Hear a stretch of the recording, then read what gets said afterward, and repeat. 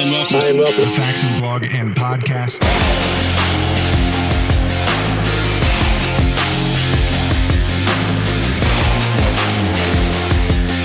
Welcome into the Faxon blog and podcast. Today, I'm joined by both Jay and Aaron. Wow. The dream team. The dream team. And this week we are talking about what we announced at SHOT this year, which is our new Bolt Action. And this is going to be a whole line of products, but kind of the main kickstart of it is going to be this action, which Aaron has a sample of. And so first thing we're going to do is just go through some of the specs and stuff, get that out of the way, get like the most, needed information out. And then we could talk a little bit about the development, kind of how it came to fruition, what we're doing with it here. Because the unique thing about this is, we are doing it in-house here in the shop. And you may have noticed that we are in a different location. We keep getting punted from rooms. We do.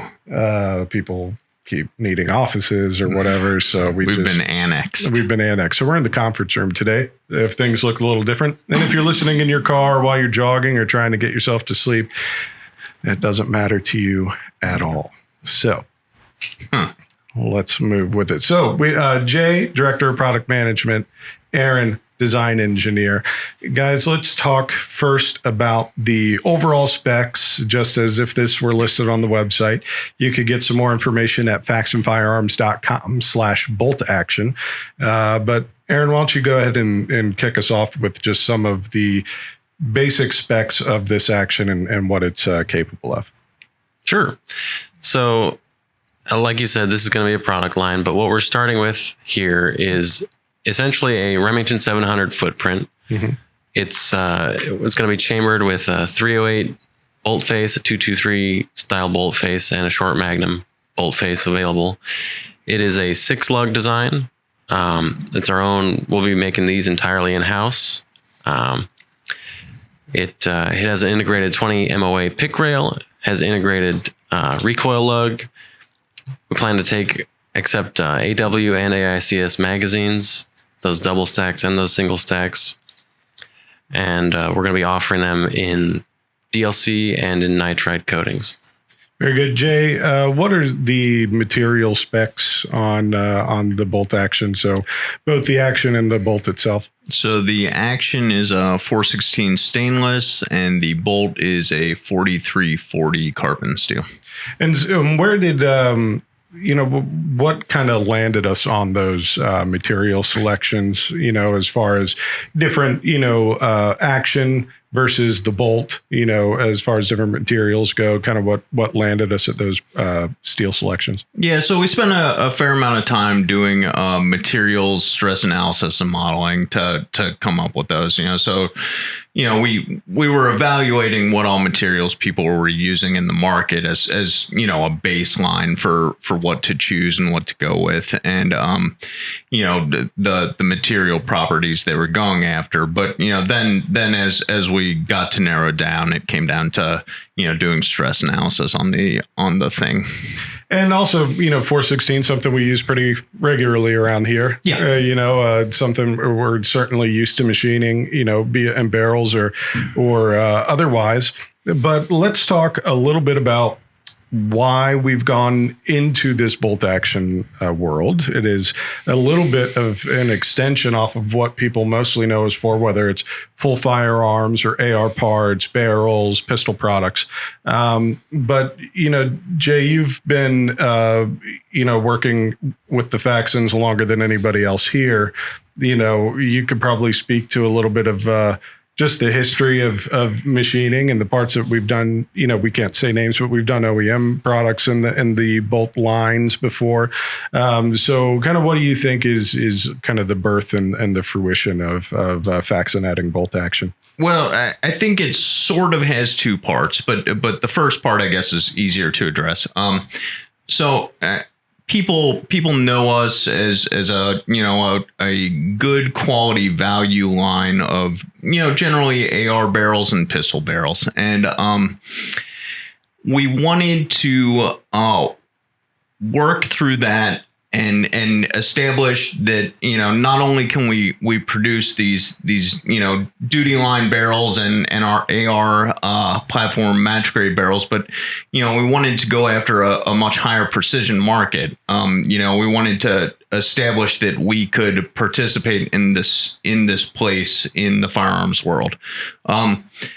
So to do that, we brought on a bunch of new equipment. We brought on cut rifling machines and honing machines for barrels. But in that process, we determined that if we're going to be making barrels in this segment of the market, we should probably be making an action of our own. We have history of making actions for OEM companies, but it's never something that we have made all the parts for. It's always some of the parts for, and it's never under our name. But this was a way to bridge into that. So as we got into these higher performing barrels, we wanted something that people could shoot them on. Right.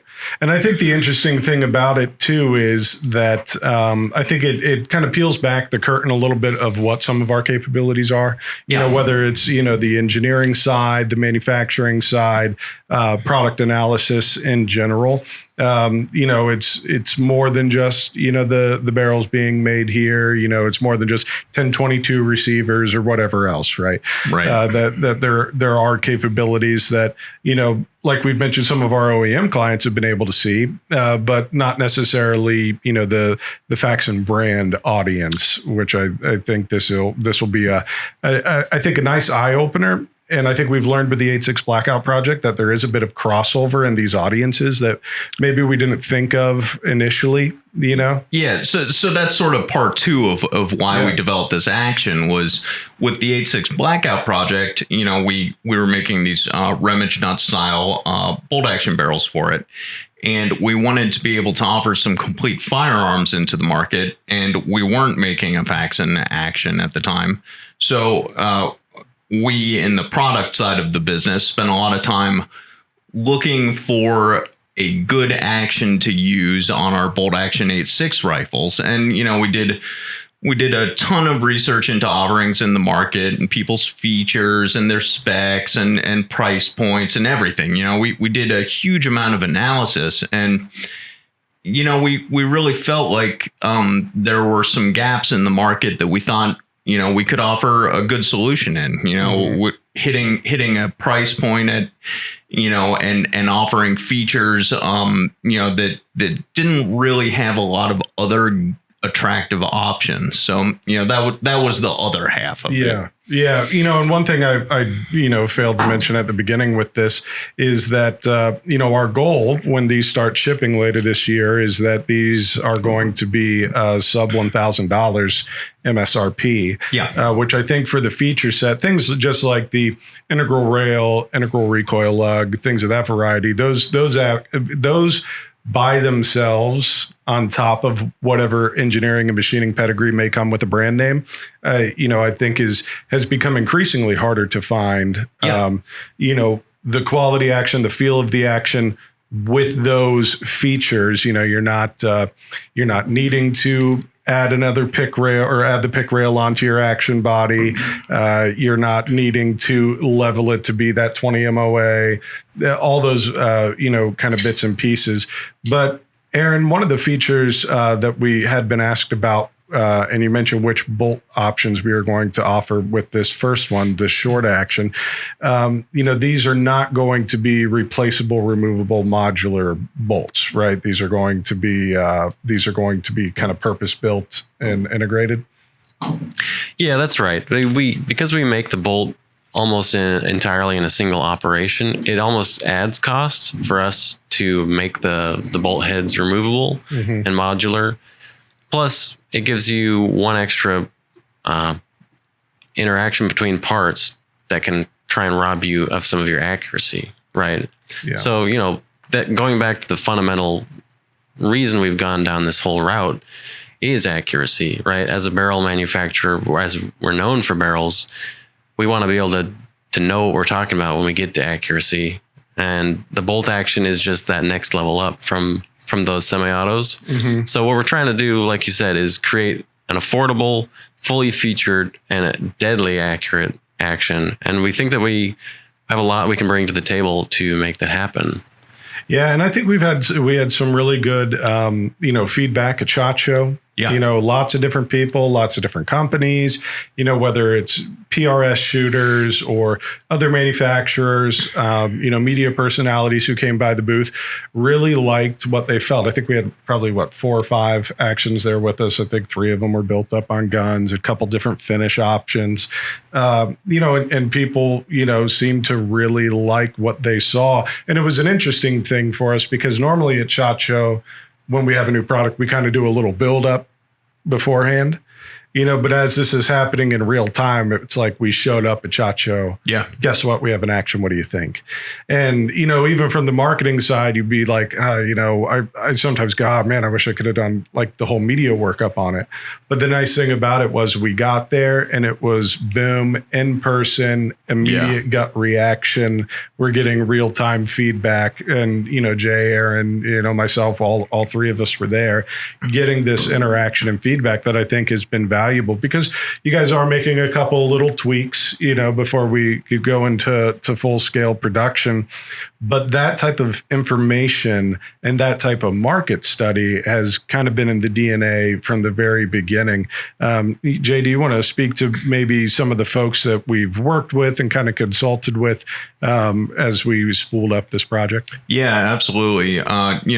So getting into a new portion of the market, is always a little tricky. I mean, we understand the portions of the market that we play in, and we as a company understand the portions of the market, that we make products for. But, as a company trying to bridge into a new portion of the market, there always are some stumbling blocks. And, we spent the time at the start of this to make some connections with some really high-end builders and shooters who have coached us through a lot of the pitfalls, who have given us a lot of design review and input, who've really guided the entire development of this. We've gone up for visits with the engineering team. We've brought people in to teach us classes. We brought Jim C in, who is a gunsmith in Missouri. He came in and gave a full day class to, 15 of us. Yeah. He walked us through endless assembly, endless general details Q&A, on concerns to look for. We've gone up to Short Action Customs outside Cleveland. And had them review our direction. We drove up with a 3D print before anything was even off of a machine, and had them look at it, right, and give us advice, and it's the approach to this. We made sure that we were getting input from people whose livelihoods, focused around this. We didn't want to come out with what we thought was the best product, not having ever made a product for ourselves in this space. Right. We wanted to be coming out with products that, were really guided, by input from people who are in this space. Yeah, and I think that was echoed multiple times at SHOT Show when people came up and handled the actions or saw them in a mock-up build or whatever, was that they seemed to appreciate that we weren't coming in as a manufacturer and saying, this is what we're offering, thus this is what you want. It's been a little bit more, for better or for worse, for time, has been a little more by committee, of a little more like, outside input, like you said, bringing in guys like Jim C, going and seeing the folks like Short Action Customs, and reaching out to those people who live it and breathe it every single day. Yeah. Which I think is going to be a hallmark of this project once it hits the market.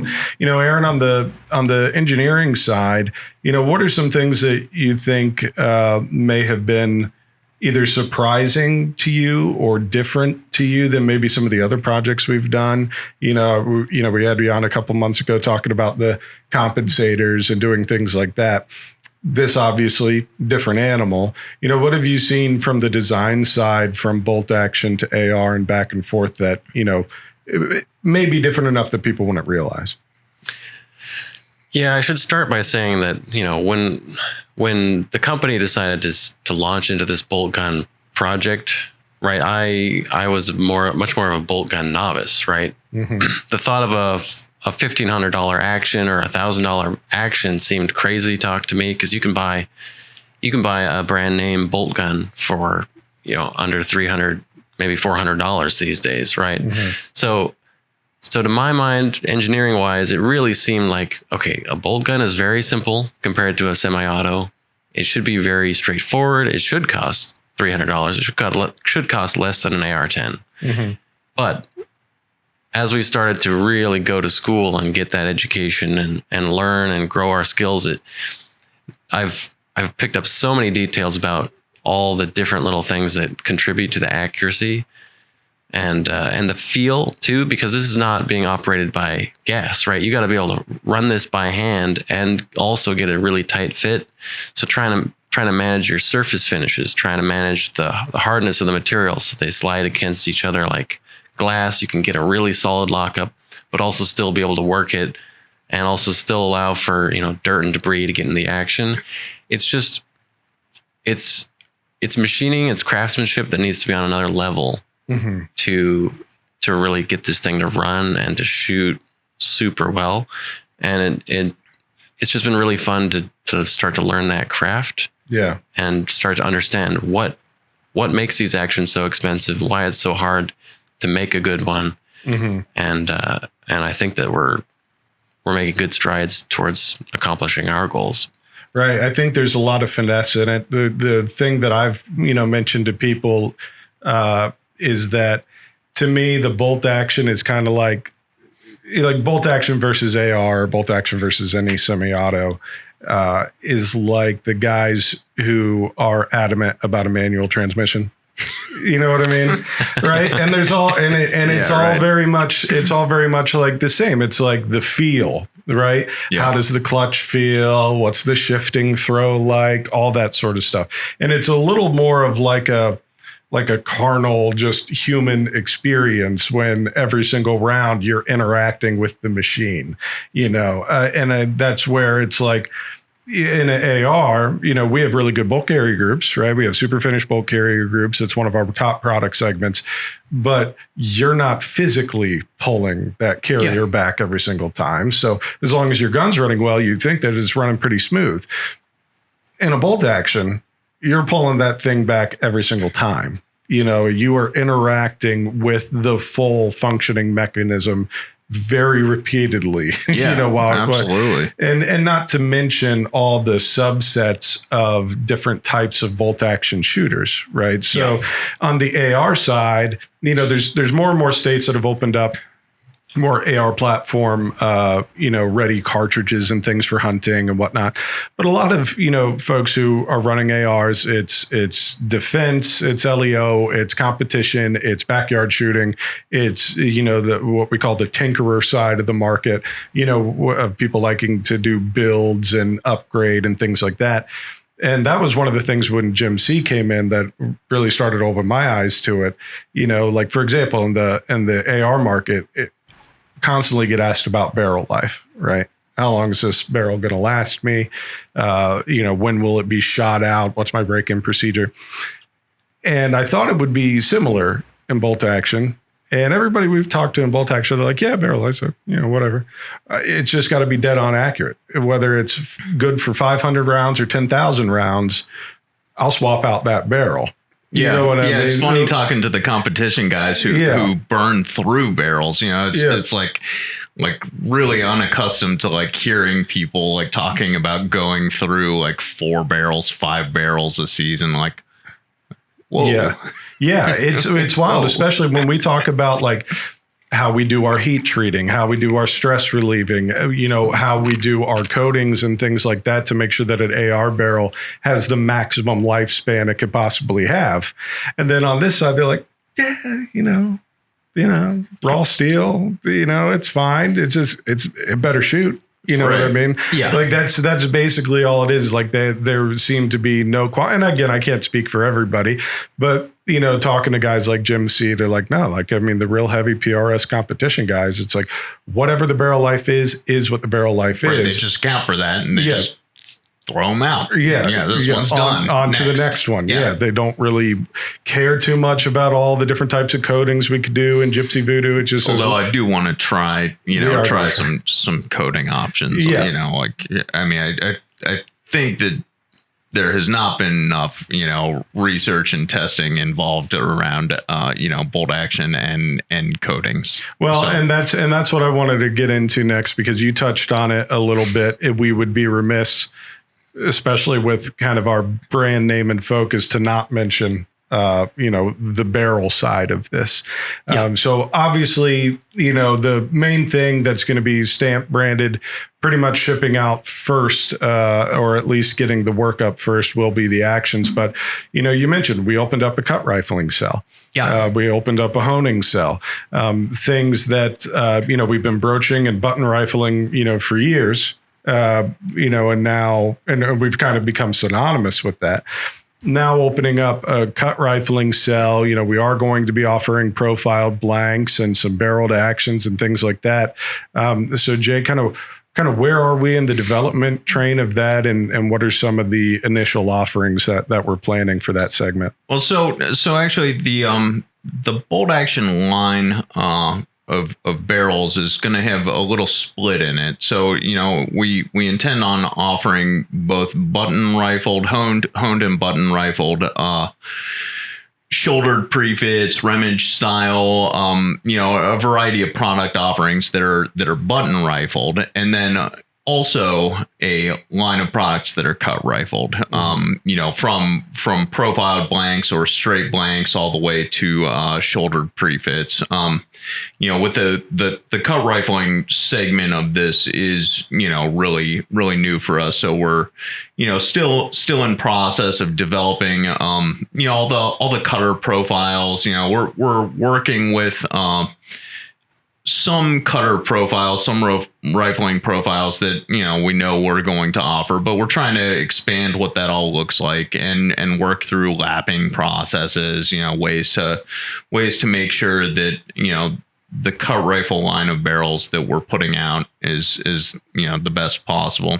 And, to go with that, we're working a whole lot on testing procedures and testing plans and testing, what all do you need to test for? How do you eliminate variables? What all variables are involved? It's, the math is a little complicated. We sat in a meeting for like 2 hours yesterday with the really like smart guys over there who were talking about, statistical analysis and, how many do we need to test, and what's the sample size here and how do we eliminate this variable? And, it's like, there's a lot that goes into it and so working through all of that so that we can, really be, getting the data that we need, analyzing the data to actually be able to be secure in our interpretations of it,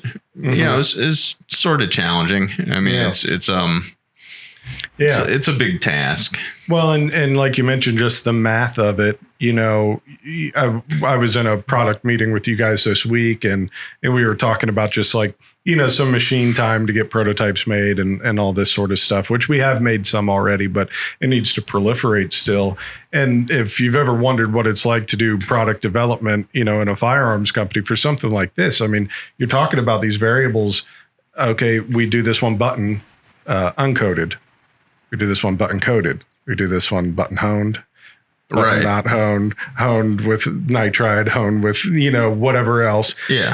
Then lather, rinse, repeat, do the same thing with all the variables on cut rifling and however that boils down, and is this .308? Is it 6.5? Is it, whatever. So every single, caliber option, cartridge option, let alone barrel feature option, and also landing on lengths and profiles. So taking this down to a very detailed look at total possible accuracy, you have to eliminate so many variables, but you also want to make sure that you've left enough in there to test to make sure that you have the best possible product. If you came out and said we were only doing button rifled and we're going to stick to regular nitriding like we do our AR barrels, well, now you've just chopped off a whole bunch of stuff, and that would be a far quicker, easier process. But who knows? It may not be the best, bolt action barrel that we possibly could have made. Yeah. I think that's been, one of the wild things to think of. And again, too, even thinking of what type of ammo to test in these things, because when we do AR barrels and AR development, one of the things that we try to tote, with the exception of maybe 8.6 still being a Wildcat cartridge, is that our barrels accept a lot of different ammo. Yeah, right. That it's going to run and be safe, and be able to chamber and fire a whole variety of different ammo. Well, now if we're going into bolt actions that have to be highly accurate, well, you got to eliminate some ammo preference. And a lot of these guys seem to be doing their own custom hand loads. So you got to go like factory precision, right, to, on this testing. But that's where the brain can spin. Right. The permutations in testing here, get pretty big pretty quickly. And then even once you nail down on, okay, what's the total number of permutations that need to be tested? Is there, 64 different, permutations to test all our variables in combination. Well, then you have to decide on how many groups of how big of group size make for statistically important results. Statistically significant results. It's there's a lot. There's a lot to it. There's a lot. Yeah, it's just turning into a science experiment essentially at this point. But the bottom line is this market is focused single-mindedly on accuracy. Mm-hmm. When we come out with these cut rifle barrels, they have to shoot. They have to be consistent. Yeah. So that's what we have to do. We have to make it a science experiment. We have to prove, and I think we will be able to publish some of that data. Mm-hmm. Yeah. Because we want to be able to show what we went through, what we found, what we learned, and why we stand behind our barrels. Yeah, very true. And it's something that, this is kind of the kickoff for just a little informal hit of, because right now all the media coverage, even though it includes some of us in the media coverage, is mostly from other outlets, that were at SHOT. And I will, too, take a second to thank all of our email list subscribers who took our survey a couple of weeks ago. Yeah, cool survey. Glad for all the results. Thanks. Yeah, thousands of people responded. Very excited. And if you missed that survey, you need to join the mailing list, because you also got a coupon for taking the survey. Jay, is this amateur hour to you? What is this? Sorry. I don't know. Is it your secretary? Judy, hold my calls. Let me remember to put my phone on silent next time. No, but sorry, Dustin. No, don't even worry about it. So make sure you join the mailing list, and we do have a dedicated mailing list as well. If you are, want to be one of the first people to hear about any of the new updates on the bolt action line, that is also found at faxonfirearms.com/bolt action. And, I do just want to ask one more kind of, I don't know, maybe surfacey type question, but, what do you think, Aaron, is your kind of favorite feature in this action so far? Like, it could be aesthetic, it could be something about the machining, what's kind of, ringing your bell right now when it comes to the design? Well, for me, I think I identify with a large amount of our customer base who's got our start into the firearms market, building ARs, right? Mm-hmm. It's kind of Legos, right? You just build an AR, you just put the pieces together, watch a video on YouTube, don't need any specialized tools, nothing crazy. Mm-hmm. When we jumped into the bolt gun market, it started to be there were some challenges. There was a learning curve. How do you put these together? Well, you get yourself a gunsmith. Yeah. You drop, $5,000, and now you have a $10,000 rifle. Right. Well, like, whoa, I can't afford that. Right. So part of what we're focusing on is trying to make these buildable too for some of those home builders. Right. You're not going to get the same fit and finish out of your home brew, but like trying to make the parts easier to work with, right? We can take our fire control group out like that. If anybody out there has tried to take apart a factory Remington 700, you got to get a Rube Goldberg machine. You need 4 hands. You need a dime. You need a vise. Insert a coin. Jam it in there. Yeah. Get your safety glasses out because you're going to get a firing pin through the eye. Yeah. Like it's dangerous to work on a Remington 700.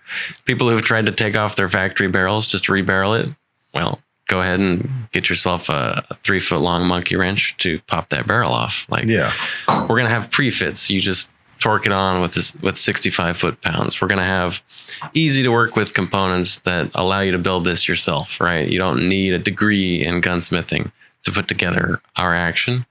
So that's what I'm most excited for, is that these are going to be accessible. You're going to be able to make a gun that can shoot.